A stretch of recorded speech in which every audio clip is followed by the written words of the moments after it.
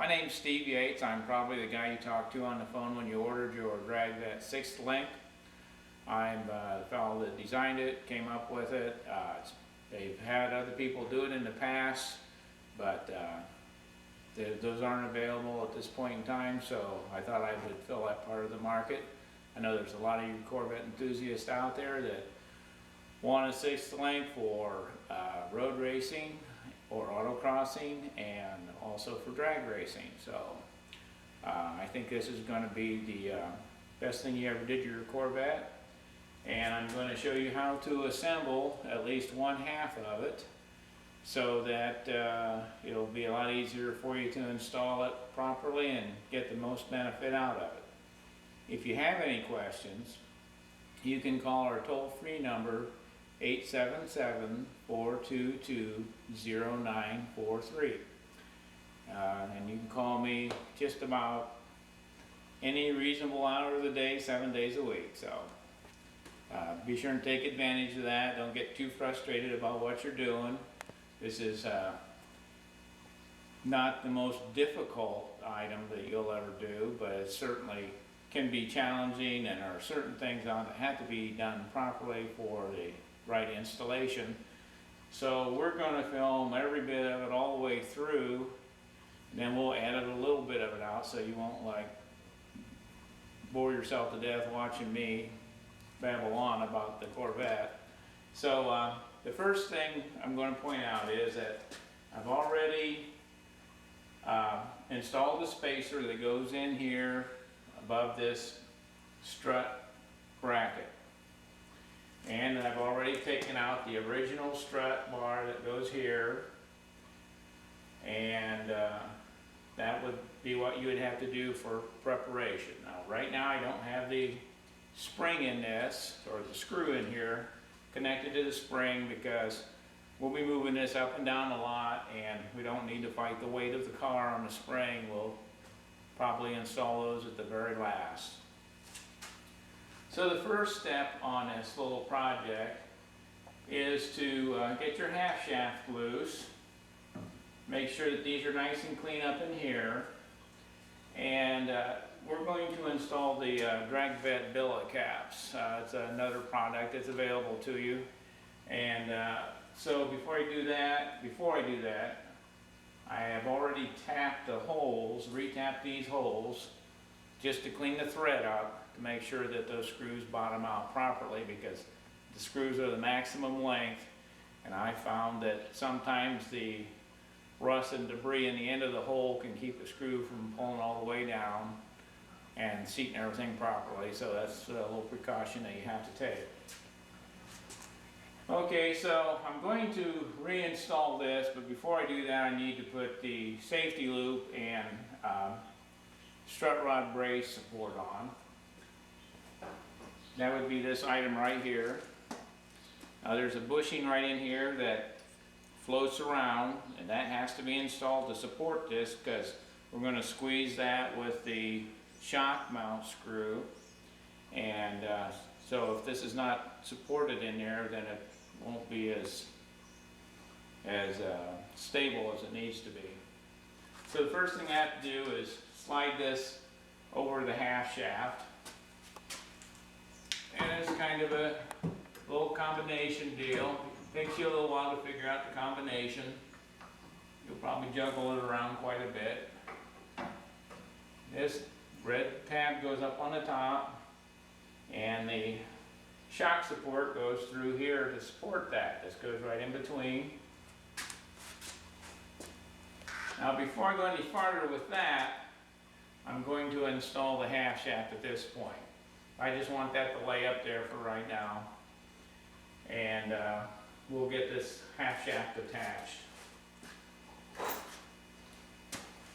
This is the billet cap I was talking about. It's a lot heavier duty than the original factory GM. If you didn't have billet caps on your side yokes up here before, and you had something that looked like a U-bolt, you can still buy these. We just supply you with longer screws and nuts to go onto the back of them, and it provides a lot more stability for your universal, because this is much wider than what your U strap is, and much wider than the original. And there's a lot more meat in this to support your universal and keep everything stable, which is what you want to accomplish. Okay, so now I've got to turn that shaft around and get this seated up into the top of this. And I can do that by pushing this and turning this outside piece here.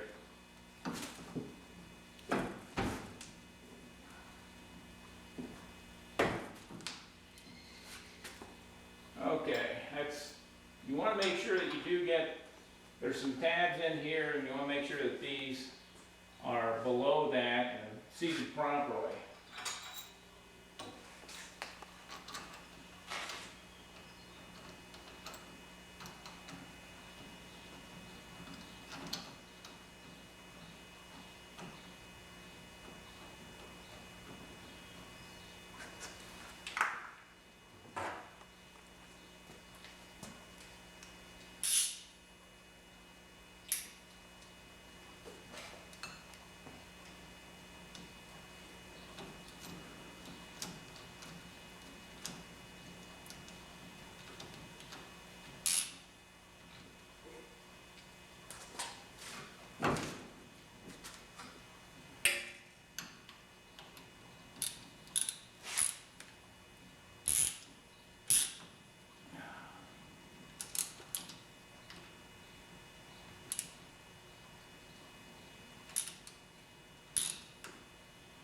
Cut.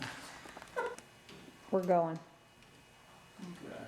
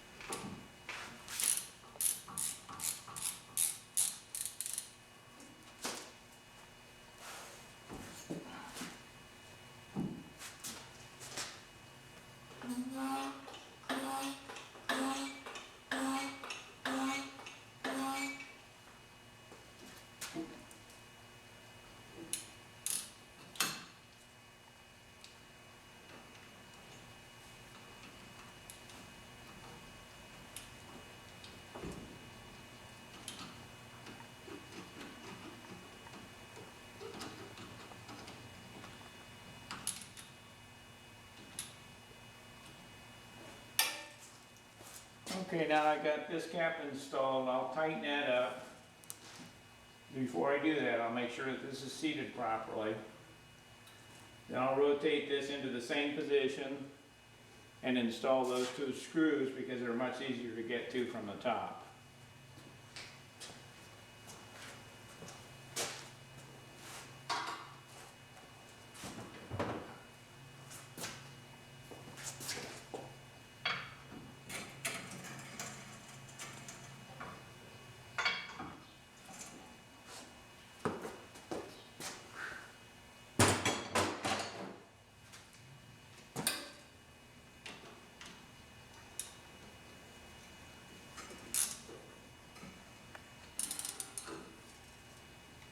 When you torque these down to 32 foot-pounds, which is pretty tight, the original U-straps are only torqued to 16 foot-pounds, I believe. So that kind of gives you an idea how much more stable that system is. I'll rotate this around.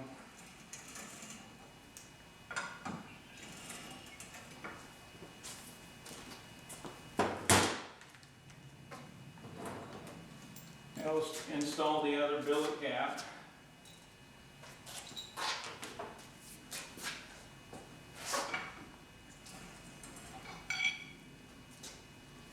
Right here is the tab that I'm talking about to make sure that this universal is back behind it. If you don't get that set down in that cradle, it won't stay there very long once you start going down the road.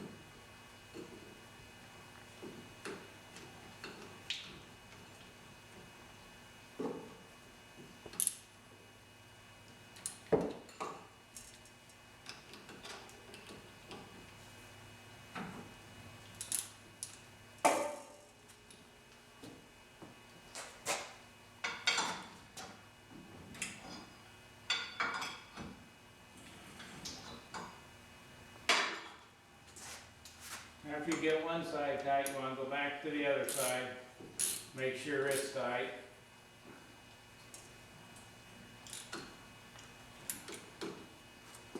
And then go on around to the other side yet and make sure that's all how it's supposed to be.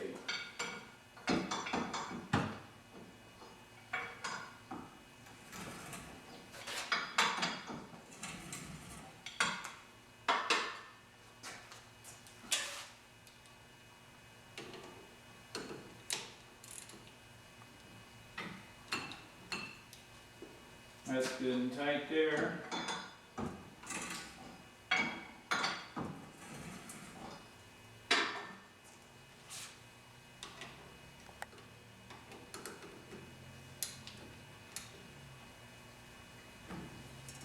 Okay. Now that we've got that installed, the billet caps, now we'll continue to install this safety loop, bracket support, strut arm support combination.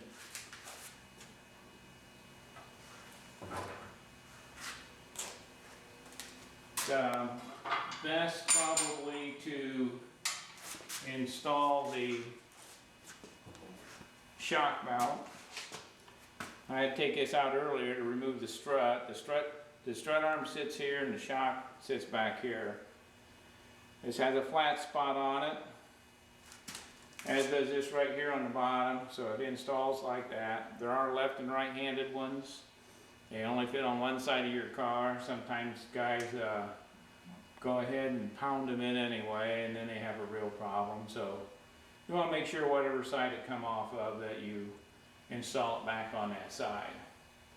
I'm going to come in from the back here and install it. I have to get the bushing lined up in there and all the other pieces.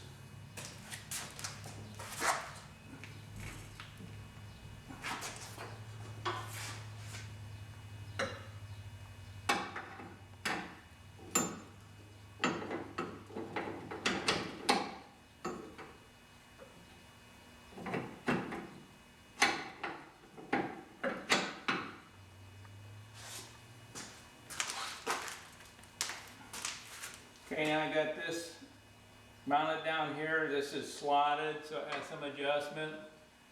Bring that up on the top there. I can see two holes right here. That's about where I want it. This piece here goes underneath and clamps.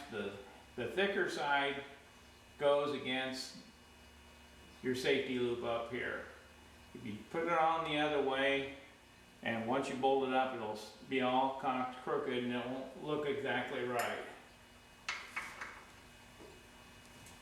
Now it's a matter of getting these things lined up here and getting this screw started. Yeah, let's see here.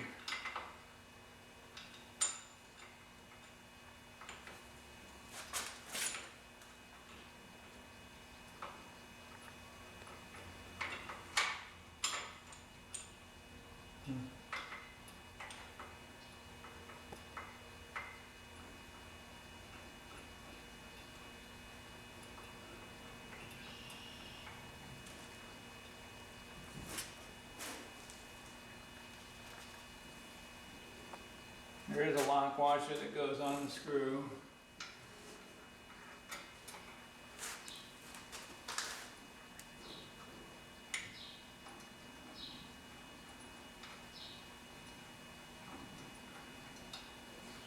Now when you're installing this right here, this clamp has a groove in it and it fits over the pad.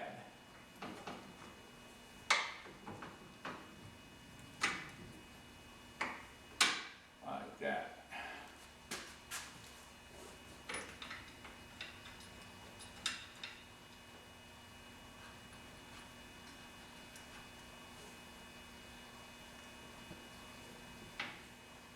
There's a little bit of adjustment forward to back. You want to try to center up your safety loop over your half shaft here. It's only about a 1/4 inch of movement. Most generally, if you just center it on this bumper pad here, why, it'll go right on.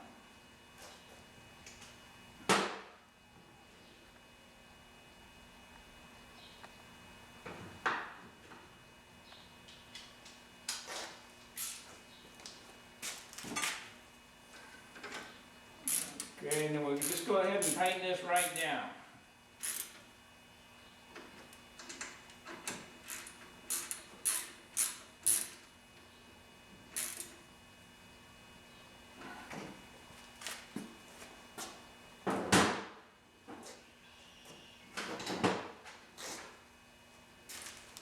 Now, right here, we're going to install this this nut and washer. We'll probably provide a cut.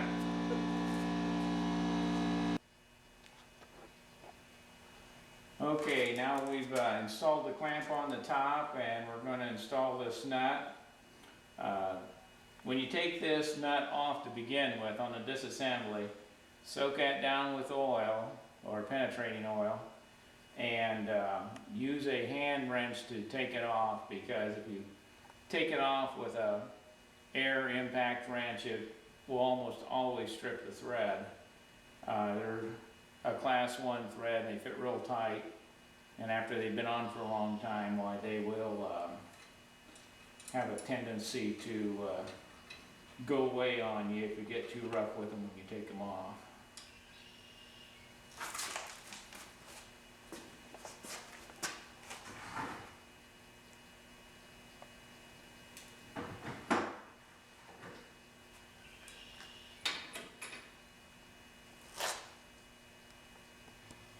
We're recording. Okay, I got the nuts started here. I'm going to crank this down. Like I said, you want to be careful of stripping the threads on these. They're a tight class 1 thread, and a little oil on it doesn't hurt. And I prefer these particular nuts to do them by hand. Okay, that's good and tight. Now we'll slip our shock on. What we'll do is we'll just drop this down here to where it gets fairly close.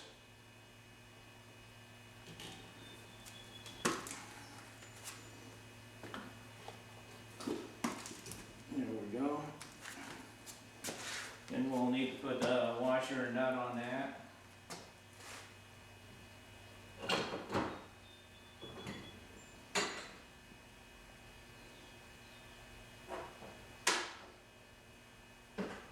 Should I ever find it?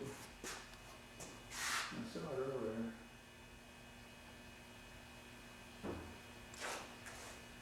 Oh, there it is.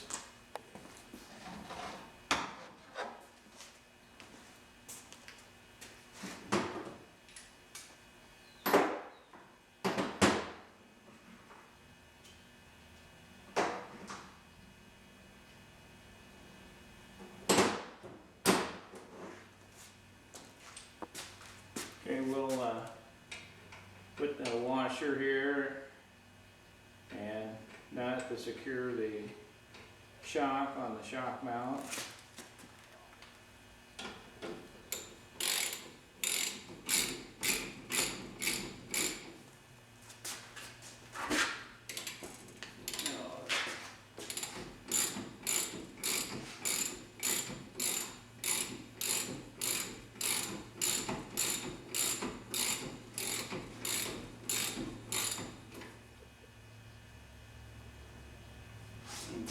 that's good.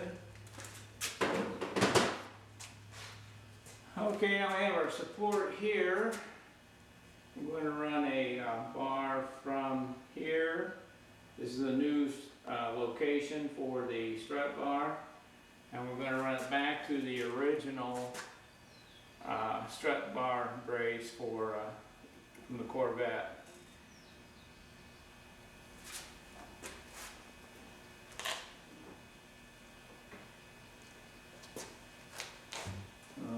Okay.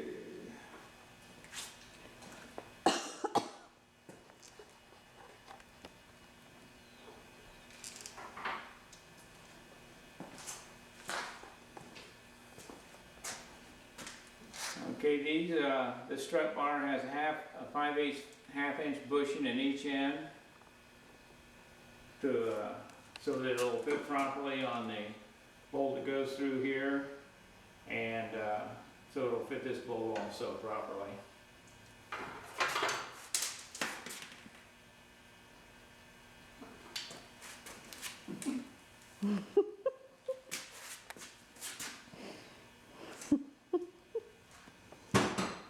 Bloopers.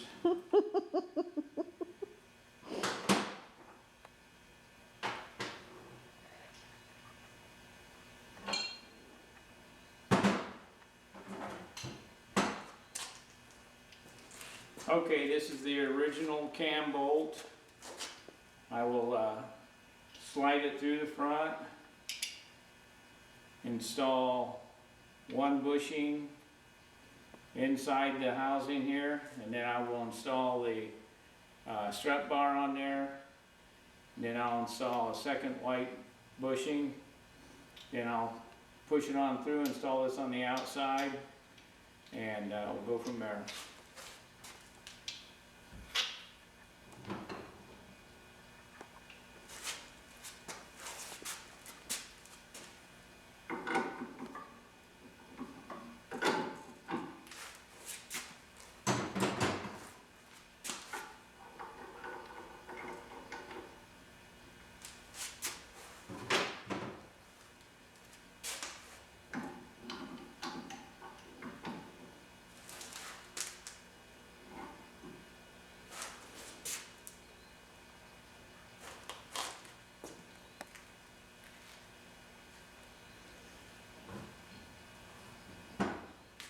I just had that light bushing here.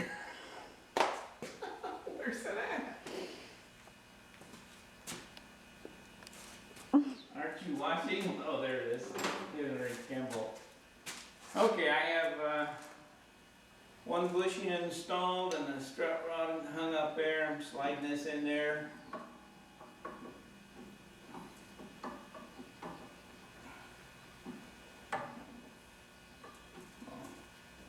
Make sure that bolt is back far enough it doesn't interfere with you.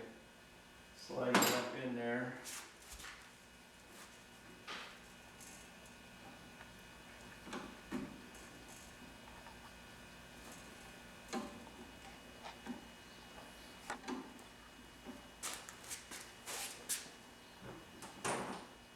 Give it a little bump here.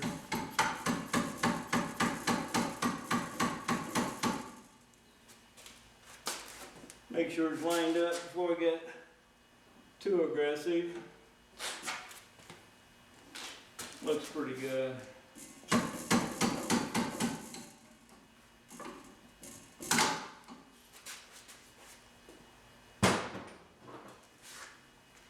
Put the other cam on the back.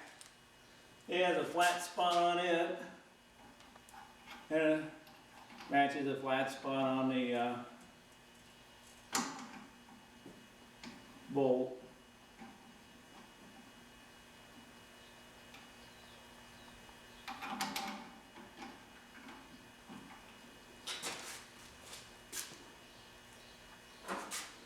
And I'm going to put a 1/2-inch nylock nut on the back of that. And for right now, it's just barely started. It's just to hold the nut on so it won't pull on.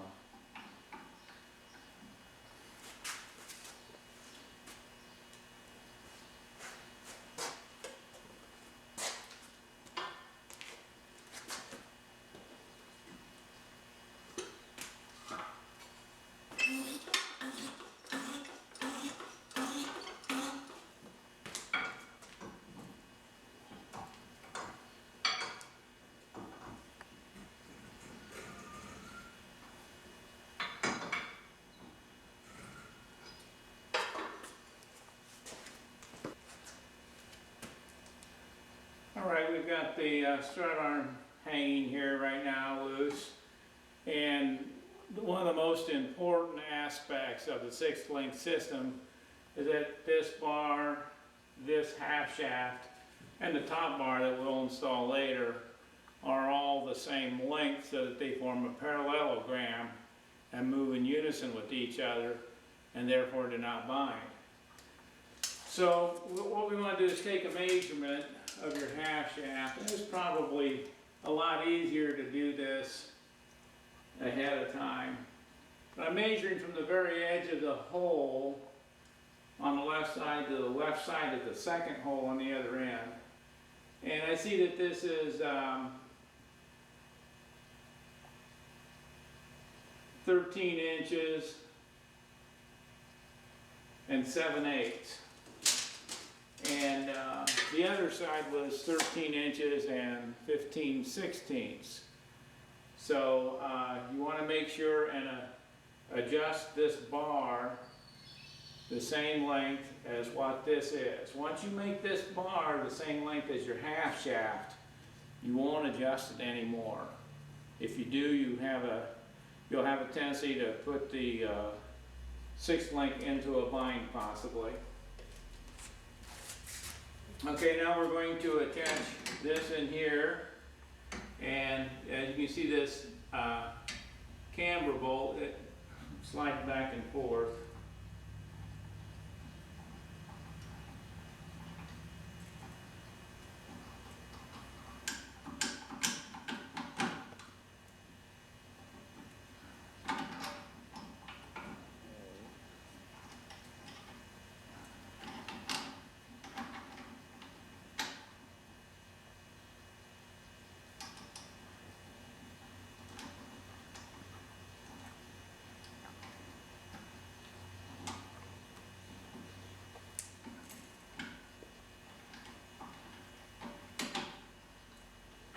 It has about 3/4 of an inch of travel, left or right, horizontally. So it's just a matter of lining this bolt up here so I can get the bolt through here.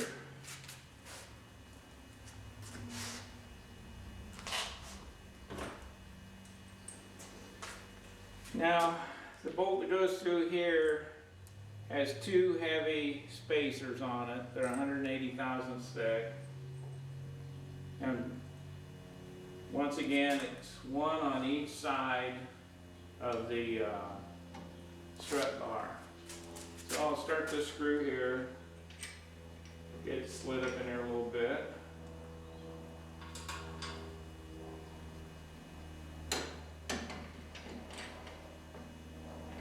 And then you have to make sure that this strut bar has a 1/2 inch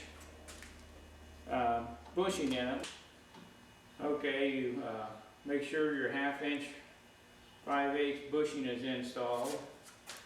Then you have your washer up here, the spacer, hang out on the screw, and then get this started in a little bit.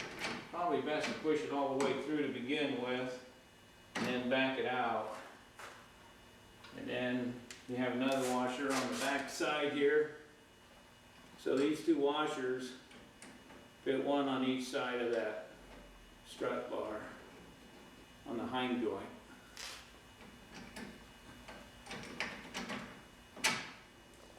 Okay, after you get that pushed through, and we have a 1/2 inch nylon nut to put on there. We'll tighten that up.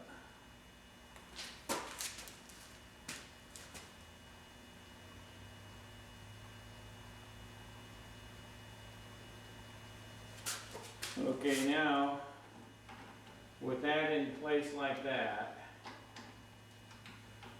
take this cam bolt and we'll lock it down in whatever position it happens to be in. Remember, the key is to have this bar the same length as this. I've already adjusted that previously. And from one side of the car to the other, there was a 1/16 of an inch difference from one half shaft to the other, which is not uncommon at all.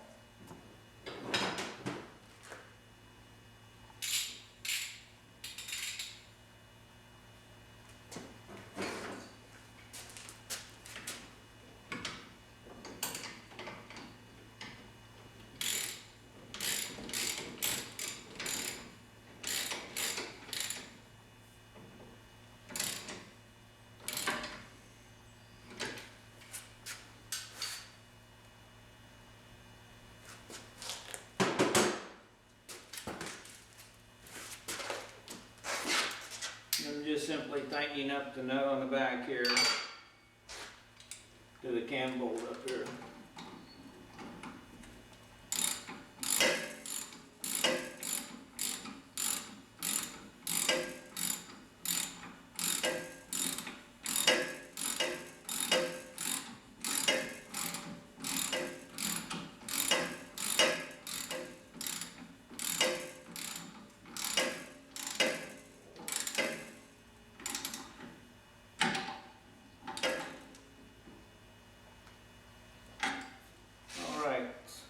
Tight. All right, now we have the bottom assembly arm like this. This is a very usable system. This is what I call the level 2 system for Corvette. I prefer that everyone include the 6th length on the top though, because there's a certain amount of slop or play in the posi-track unit which can make the wheel somewhat unstable. If you'll watch this piece right here, you can see that there's easily a 32nd to a 1/16 of an inch of play there. And that will come into right here. That will come into play when your suspension is moving up and down. Now, if you're just rebuilt your posi-track, you may not have any slop in that at all, but as time goes by, the clutches in the posi-track wear down. And there's a clip on the back of this that is on the other side of the clutches, and that's what allows that play to be in there. So by installing a top link up here, we can stabilize this joint, the side yoke, and also if your half shaft happens to malfunction and tear itself in half or fall out, with the top link up here, your car will support itself just like a normal straight axle car would. If you don't have a top link in and you lose this half shaft, the weight of the car pushes down on this point right here, which forces the wheel to tilt in to the body. Once it does that, it doesn't want to turn anymore, but the other tire is still being propelled by the engine. So if you lose one on the right side, you'll make a right-hand turn, and hopefully there won't be anything in your way if it does happen. But if you have the top link on, then the car is stable. You can pull off to the side of the road. We have this safety loop here to keep this captured so it won't go into the compartment and injure the driver. And also there will be another safety loop here on the top end of this, also for added safety. Okay, that's it for now.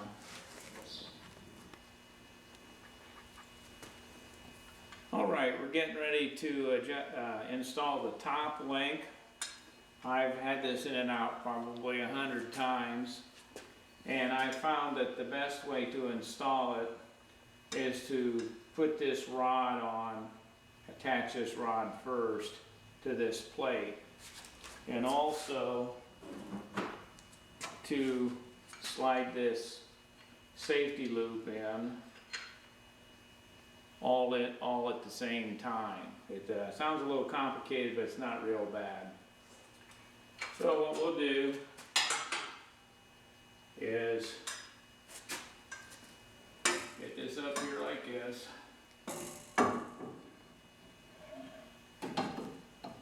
I'll lay that up there. And we'll put this. Now the reason I put this safety loop thing in now is because once this plate's installed, you'll find that that hoop interferes with the back of the car or the body. And you can, if you forget to do that, you can loosen the 2 bolts that support it over here to give it some slack, and then you can pop it in anyway. Okay, now we've removed 2 bolts from the cover here, and we will replace this plug here for checking your fluid. Also, the original has an interference problem with this setup, so what I did was just got a brass plug that has a lower profile. It comes with the kit, and you'll see that it's a real nice deal. So now what I'm going to do is just hold this plate up here, get the bottom one started first because it's a lot easier to reach. I got Allen wrenches in this right now, but I believe I'll probably use hex bolts. The top one's a little difficult to reach with an Allen wrench, and it's easier to reach with a universal joint at least. Okay, so we got that one in there pretty much all the way. Now I'm gonna move this back up here again. You can see it's kind of tight. Move it around.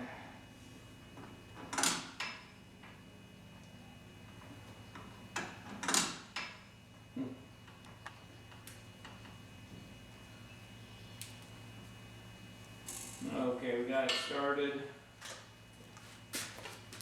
This is got a ball on the end of this wrench, so that makes it a little easier to get to that socket. And you wouldn't be able to get it at all with a straight wrench. Okay, so snug up a little bit there.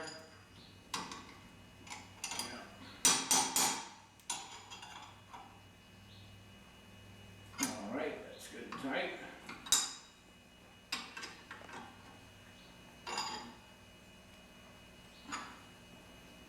Okay, that's tight too. Then we can go ahead and start cranking these bolts on here. These have nylocks on them. That way you don't have to worry about them coming loose. I think they're a lot more effective than what a washer is. A stubby wrench would probably be a little nicer in this department here if you have one.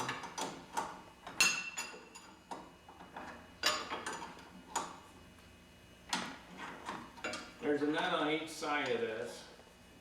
So after I get the nut run through the plastic part of this nylock nut, I'll run the back one up against the plate on the back side, and that'll give you the maximum reach on this safety loop. That's not a NHRA approved safety loop.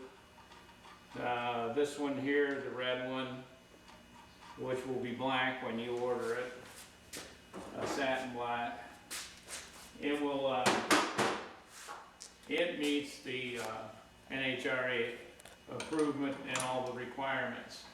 They only require 1 loop, so this is just extra, and I'm sure that any tech at a strip will be more than happy to see it in place.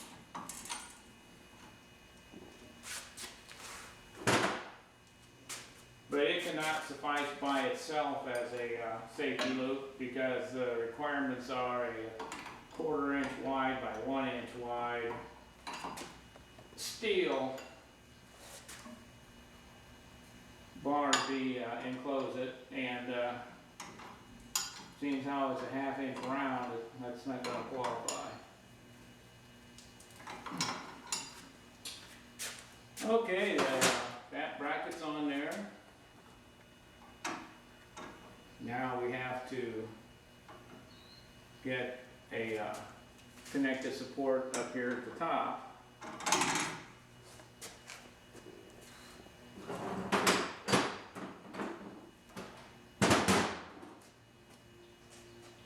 It's a special shoulder bolt.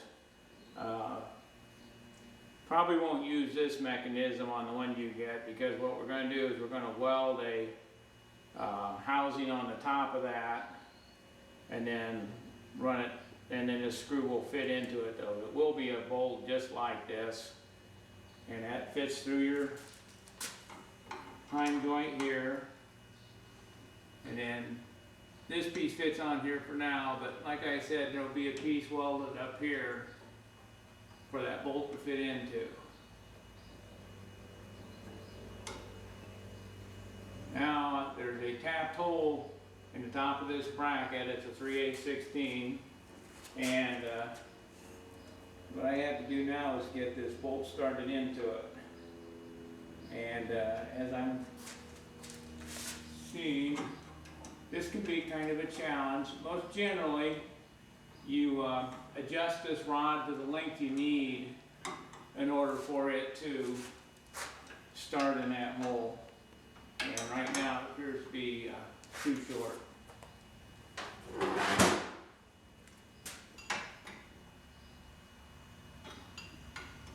Now on these rods, there's a left-hand thread and a right-hand thread on each end. And the end with the knurl is always the left-handed thread. So you want to keep that in mind, because it works just exactly backwards for you. And you could loosen it up 3 times and it'd still be too tight.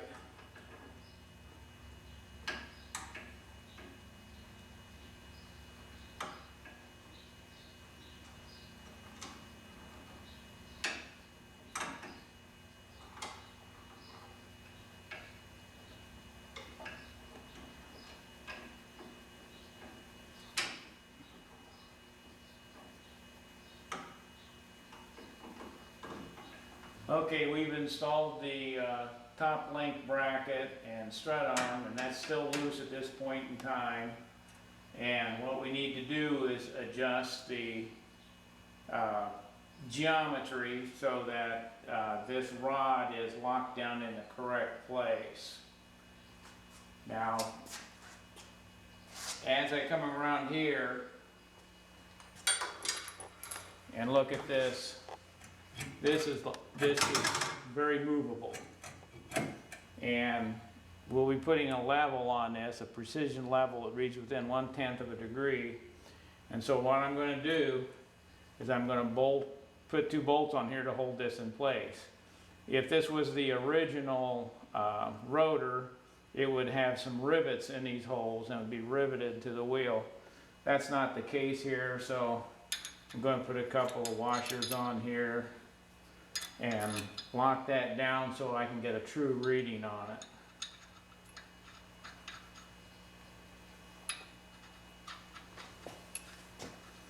I'm using hand tools today because the air compressor would make an awful lot of noise and makes it easier for you to hear me at all times.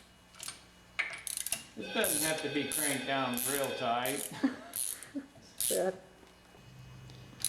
Okay, so I'm just putting 2 bolts and some washers on right now to secure this rotor so that I can get a true reading off of this, because this rotor will be at a right angle to the half shaft when I adjust it. Okay, I have a precision protractor here that measures in 1/10 of a degree, and what I'm going to do right now is I'm going to adjust the half shaft level. It doesn't matter how the car is sitting on the lift or anything else. All we're really going to do is establish this as being level and establish this as being a right angle to it. So in order to get this level, I'm simply going to jack this up until I can get a 90-degree reading, and then to adjust this to a 90-degree to the half shaft, I will use this camber bolt here and adjust this in and out as I need it to get the reading that I want. And at that point then, the 6th length is set up. The key being this half shaft and this are the same length. Then we'll put them on parallel, and then we'll set this at a right angle to these two rods here. And after that, we'll hook the top link up, and we'll pretty well let it choose its length. So that's what we're going to do now. It's of course quite a bit off right now.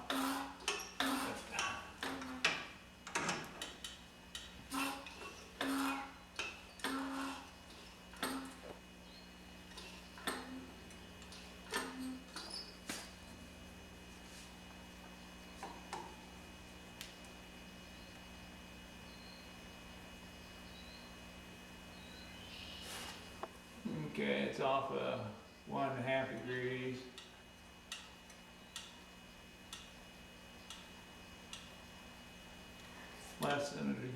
Less than a degree now.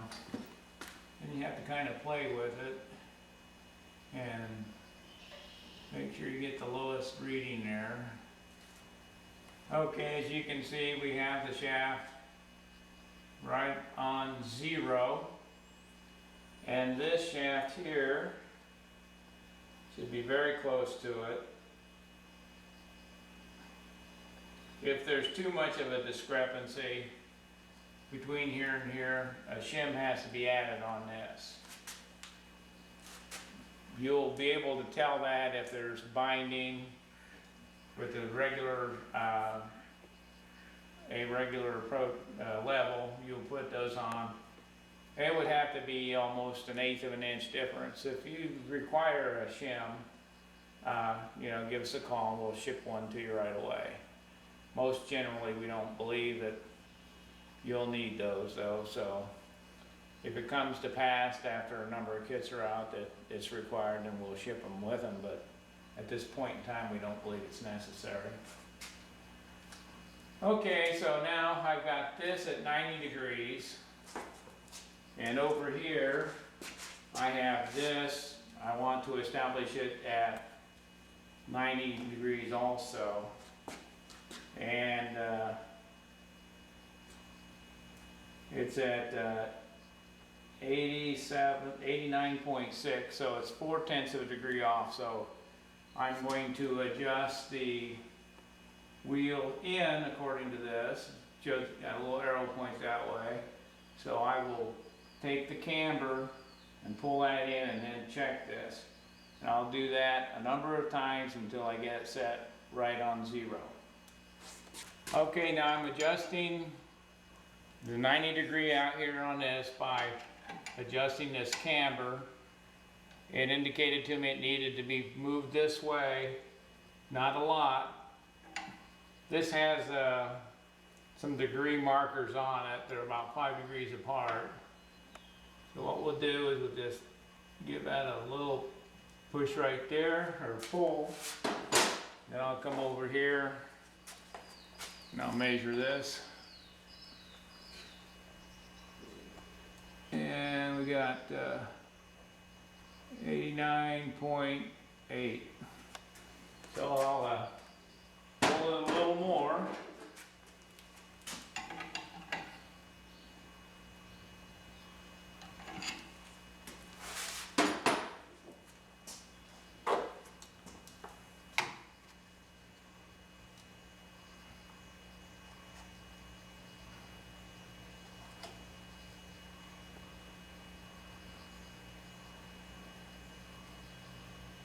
Okay, now it's 89.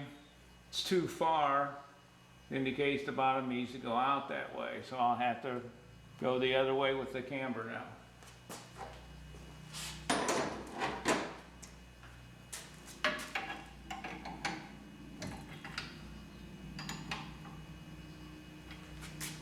That moves.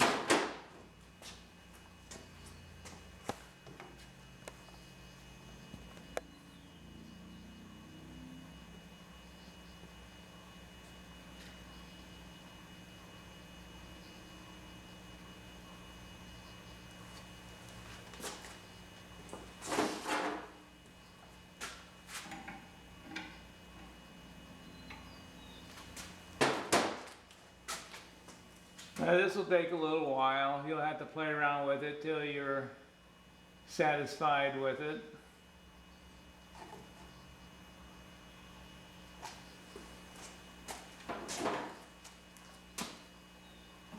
These are pretty small movements.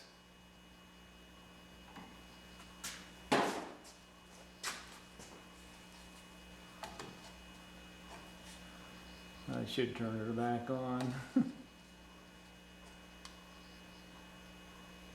Okay, there it is, 90 degrees on the nose. So I'll lock this down and I'll recheck it to make sure it hasn't moved on me.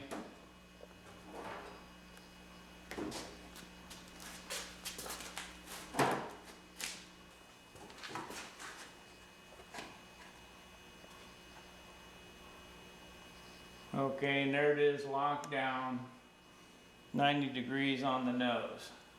Now we have this shaft is at 0, and this is very close to it, and this is 90 degrees to the half shaft. Now, the next adjustment will be lengthening or shortening this rod, whatever is required to get the screw started and seated properly in the top of this. Normally I just let this down to give myself some room.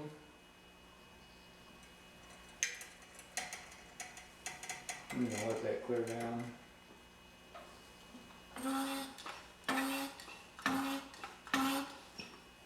And sometimes I support this on this splash guard so that I can rotate the wheel. But I prefer to support it out here when I'm not doing that.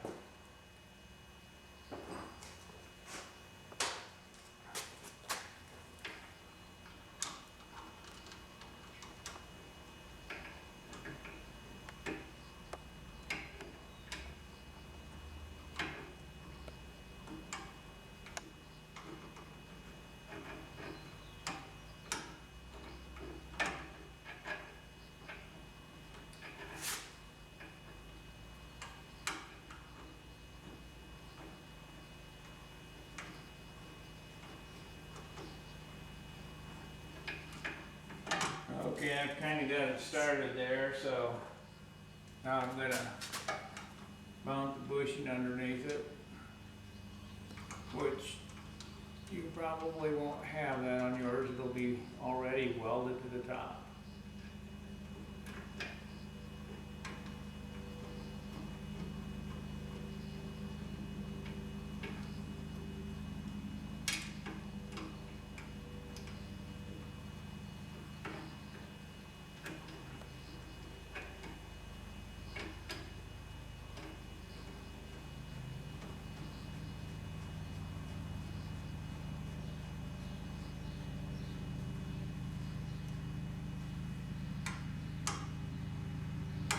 Okay, now what I'm doing right now is I'm feeling that snug here, going the other way, feeling that snug. Probably need to tighten it down a little more before I do this.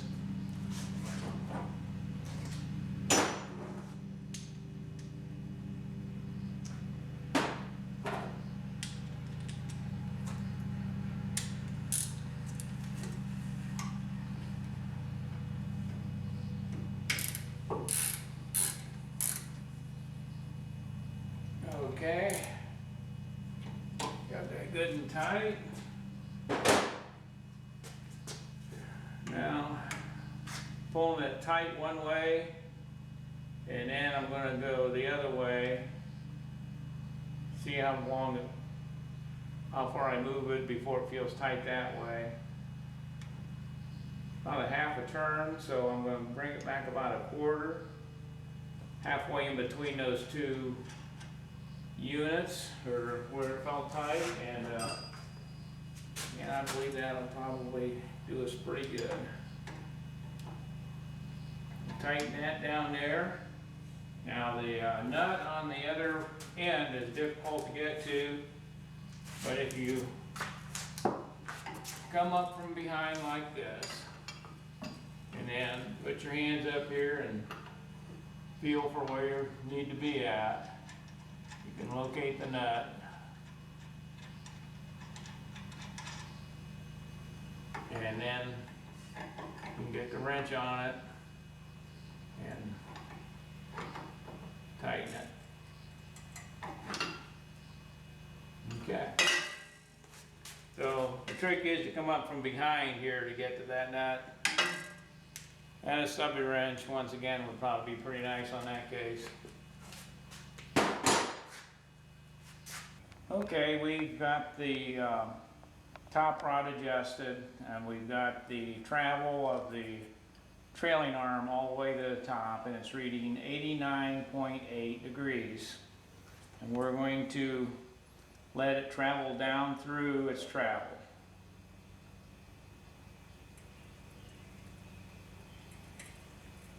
There, it hit 90 when it got level.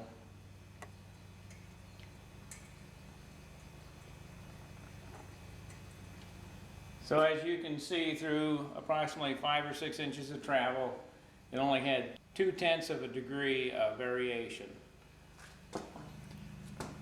Okay, that was only 0.2 of a degree variation from top to bottom. On a 28-inch tire, 1 degree variation is 48 thousandths. So that approximates about a 10,000th of an inch variance out of parallel during the travel of this system. I don't think you can do any better than that. Okay, after running it up and getting it adjusted like you wanted, now you need to check the system for binding. As long as you can move these rods easily by hand, then you know there's no binding in the system. So what we'll do is we'll jack it up and check the bars for binding throughout the travel. As you can see, we're still in real good shape. Don't forget to check the top one, but if one binds, I'm sure the other one will too. So it's nice and very easy to move by hand. It could be a little firmer possibly. Oh yeah.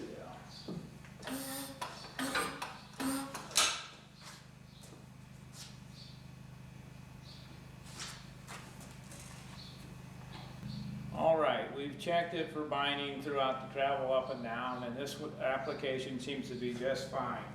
However, should you run into binding on the bottom rod, adjust the top rod longer. Not by a whole lot, just 1/8 of a turn should be plenty. Then go through your system again.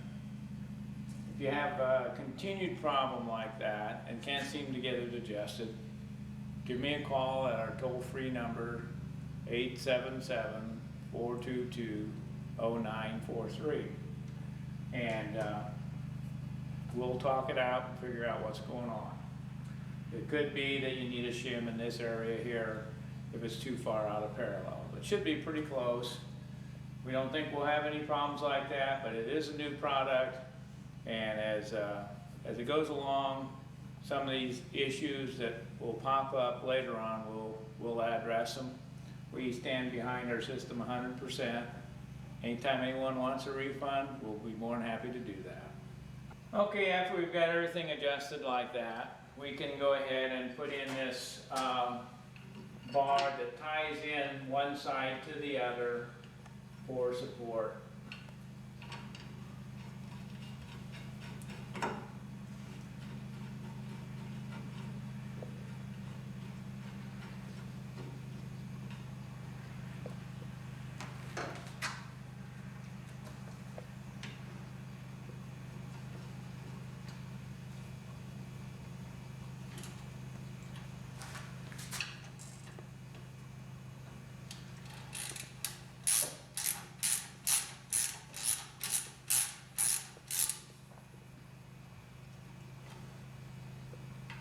Okay, so let's talk a little bit about the different features.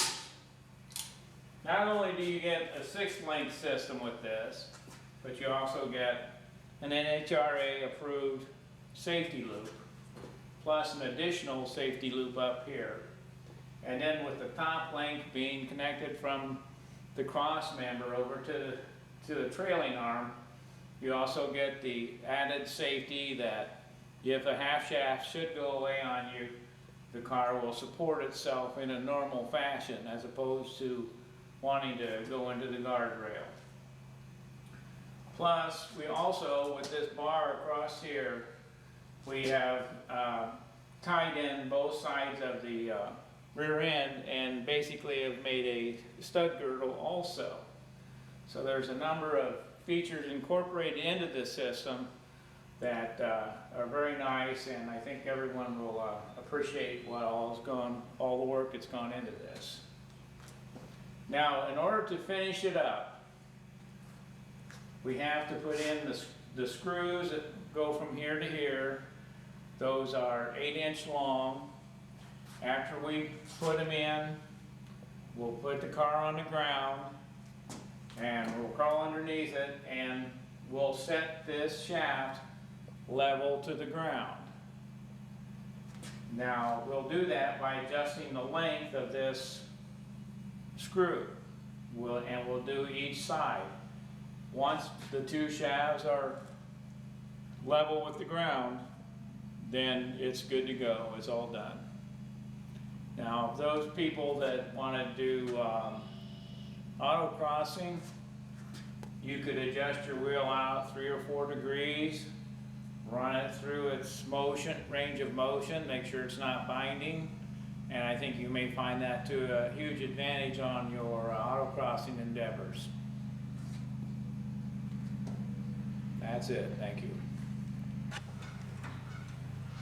You on? Yes. Okay, we're going to install the screw here.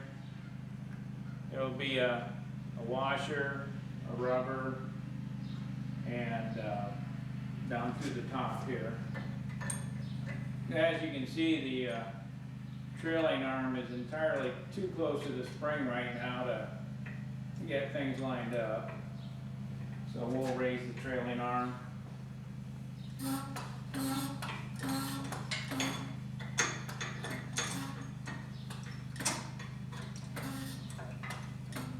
One thing nice about these longer screws is there's no tension on them when you install them like the stock ones require.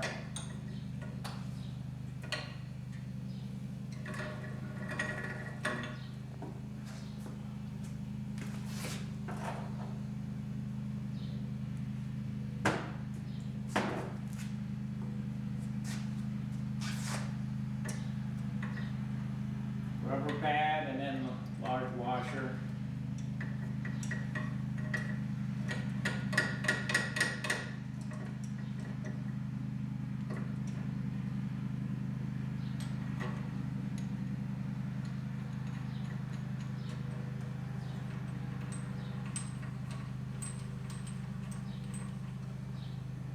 You want to make sure 2 or 3 threads of the bolt comes through this nut so that your nylock can hold the nut in position.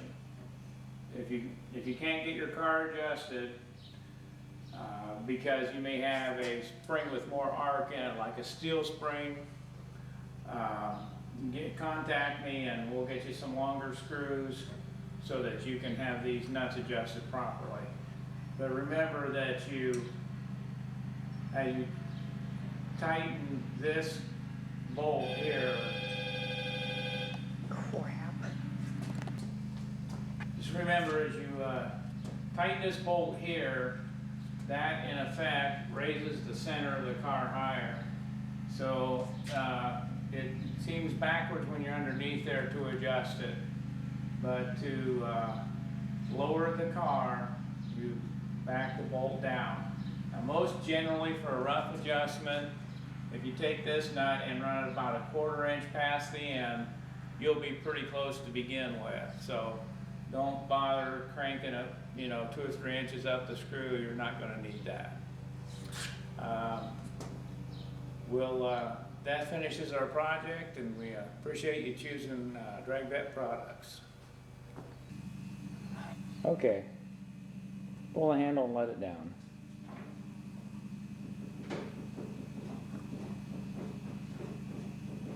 Pull it all the way down and keep it there. There you go.